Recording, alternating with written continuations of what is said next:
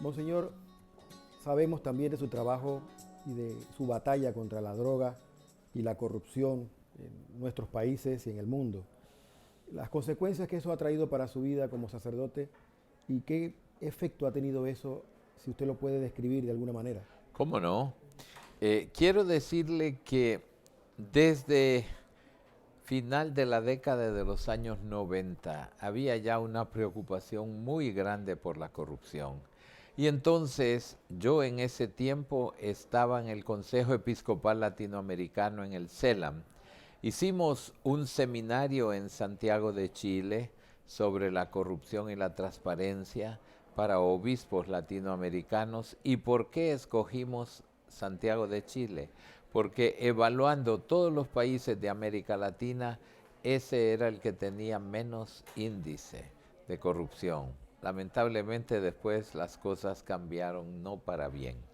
Pero a raíz de esto empezamos en contacto con una organización que se llama Transparencia Internacional.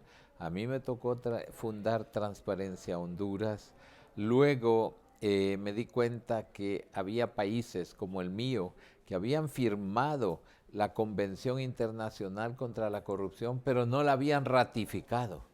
Y entonces, de una reunión de Washington, de la OEA, me pidieron si yo podía darles unas charlas allá en Washington y yo les dije que con mucho gusto, pero fui a visitar al presidente de nuestro Congreso y le dije, ¿con qué cara voy a ir a hablar yo a Washington contra la corrupción si mi país no ha ratificado la convención? Esa misma noche los diputados la ratificaron, cosa que me alegró mucho. Posteriormente me tocó trabajar para el alivio de la deuda externa de muchos países del continente. Y lo mismo, me tocó hablar con un presidente del Banco Mundial, de los mejores que ha tenido ese banco, el señor James Wolfenson, y me dijo, mira, yo necesito que me ayudes.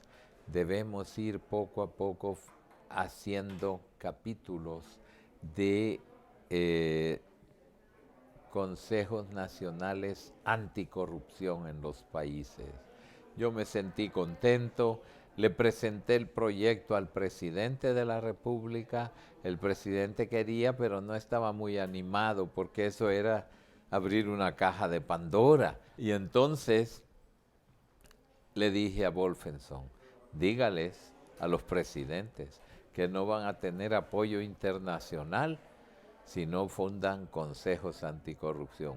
A los 3 días nació el Consejo Anticorrupción de Honduras, que ha hecho bastante buenos trabajos. Yo ya no puedo estar en eso por mis otros trabajos que me ha dado el Santo Padre, pero se ha avanzado bastante.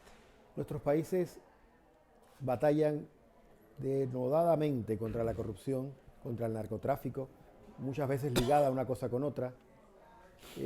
Pareciera no haber luz al final del camino, pareciera. Sí.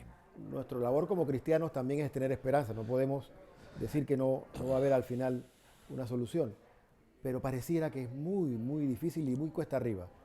¿Qué podría decirle a los panameños que están viendo este programa Yo les respecto a digo eso? en primer lugar que el camino contra la corrupción comienza en el hogar, con la educación de las niñas y los niños por parte de sus padres, que ellos comprendan lo que significa, hoy día lo llamamos la inculturación de los mandamientos. Me explico. Allá en el oratorio salesiano de Tegucigalpa es una de las parroquias más pobres de la ciudad, en un barrio marginal. Y un día, pues entre la pedagogía salesiana está favorecer el deporte de los niños y de los jóvenes, porque el deporte es una distracción sana que les forma como personas, aparte de que algunos descuellan y después llegan a ser grandes futbolistas. Sí. ¿Eh? Pues bien, me invitaron mis hermanos a inaugurar un campeonato. Eran equipos de niños de 9, 10, 11 años. Y me llamó la atención un equipo cuya camiseta y uniforme decía, quinto mandamiento, no matarás. Y me llamó la atención, digo, ¿cómo un equipo se va a llamar Quinto Mandamiento, no matarás? Lo habían hecho a propósito para inculturar el Quinto Mandamiento porque en ese barrio había muchas pandillas juveniles y había mucho delito de asesinato. Claro, si desde pequeños se le inculca a los niños lo que son los mandamientos de la ley de Dios, el respeto a la vida, dije yo, los felicité, porque eso es una manera de ir poco a poco inculturando el respeto a la vida. A mí me parece que esta es una asignatura pendiente en muchos países. Muchos padres de familia piensan que ser un buen padre o una buena madre es proveer todo lo necesario a la casa. Es cierto, se necesita que la casa esté provista de alimento, de vestido, etcétera, pero la educación no es ser un proveedor. La educación es ser un padre y un maestro al mismo tiempo, una madre y una maestra al mismo tiempo. Ahí se empieza a combatir la corrupción. Monseñor, junto al caballo de la corrupción va el caballo de la pobreza, de la marginación, de la discriminación y la intolerancia también. Usted preside la agrupación Cáritas Internationalis. ¿Cómo podemos compaginar estos dos trabajos que usted ha realizado y qué efectos ha tenido? Porque pareciera que la corrupción, la pobreza, la marginación no se detiene. ¿No se frustra uno con esto? No, porque precisamente, y usted le agradezco que haya mencionado la Cáritas, es el consuelo más grande que existe hoy día en la iglesia. Cáritas está en 164 países, hasta en Irak, hasta en Irán, hasta en Rusia hay Cáritas.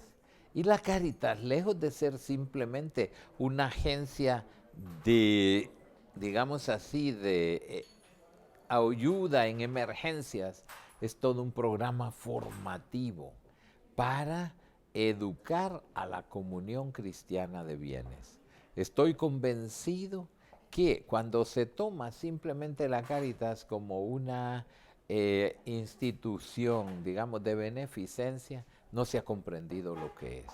La Cáritas es el corazón de la iglesia puesto al servicio de los pobres. O como dijo el Papa Francisco, es la caricia de la Madre Iglesia a sus hijos más pobres y necesitados. Y ciertamente hay obras preciosas. En España, por ejemplo, se ha estado dando más de 1 millón de comidas diarias, porque hay 5 millones de desempleados. Pero ¿qué otra institución puede hacer esto sin tener subsidios ni del exterior ni de los gobiernos, sino del bien que los ciudadanos y los católicos quieren hacer? Gracias, Monseñor. Vamos a hacer otra pausa y regresamos de inmediato con esta interesante entrevista.